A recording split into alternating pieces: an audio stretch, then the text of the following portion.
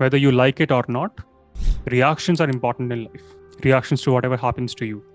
So a few months ago, I was in Gwalior, my hometown, in Madhya Pradesh. A friend of mine, he's an IPS, and he was posted in a place called Morena. I don't know how many of you have heard of Morena, but it's a place approximately 40 kilometers from Gwalior. It was his first posting, I think, or second. He came to my place for dinner, and I asked him a very rudimentary question. Why did you write the UPS in the first place? And his response was, yeah, I was sick and tired of being a commoner. And I loved his honesty. He did not talk about bringing difference, making change. And why?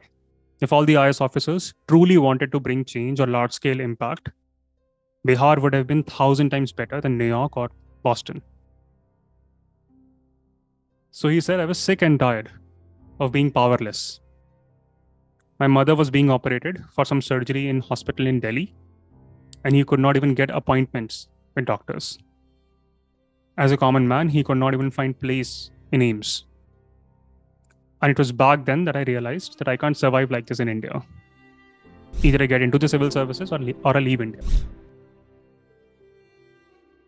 So the reason why my friend wrote civil services was reactionary. The way he was treated as a common man in Indian society. That's harsh truth. We can come up with any flowery language, but common man, sadly, is not treated very well.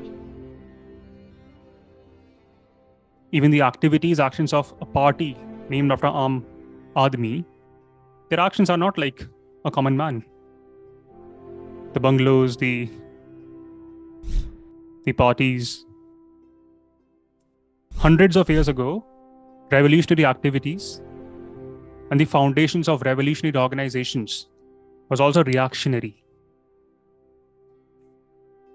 British government's attitude was similar to the attitude of doctors who were treating my friend's mother. But of course, British were one step ahead. British used oppressive measures, the violent crackdowns, merciless beating of non-violent protesters, press censorship, arresting of leaders. So the first phase of revolutionary activities was a reaction of heightened British injustices. If anyone was to be called a terrorist, those should be the British. Not Veer Savarkar or Ganesh Savarkar or Sachin Sanyal or Bhagat Singh. Why? Just look at the definition of terrorists. Terrorist is a person who uses unlawful violence, especially against the civilians. Why? In pursuit of their objectives. Those objectives could be of any kind. It is not Bhagat Singh who killed civilians in the second half of revolutionary activities, but it is the British government that systematically killed civilians.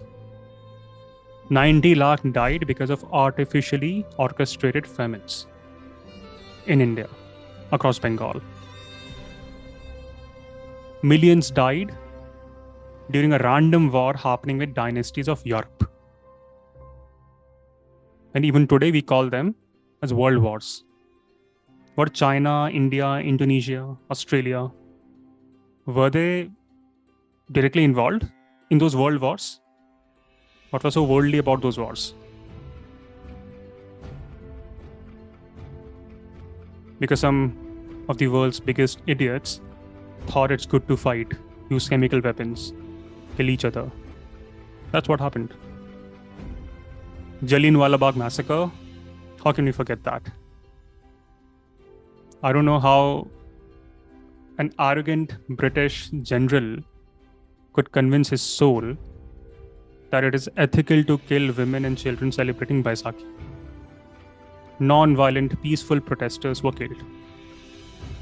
And then we have Rudyard Kipling telling us about the burden white-colored skin people have to civilize the world.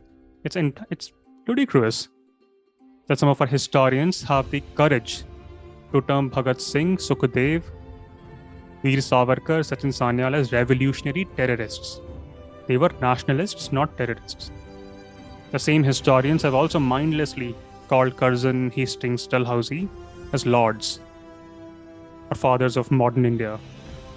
What kind of slaves are we if we do not even question the casual use and misuse of these terms? These terms, such as terrorists, lords, they have emotional value.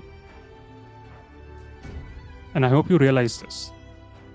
And perhaps share this thought with your friends, your kids, your family. But now the question is, what led to the eventual failure of this phase of revolutionary terrorism?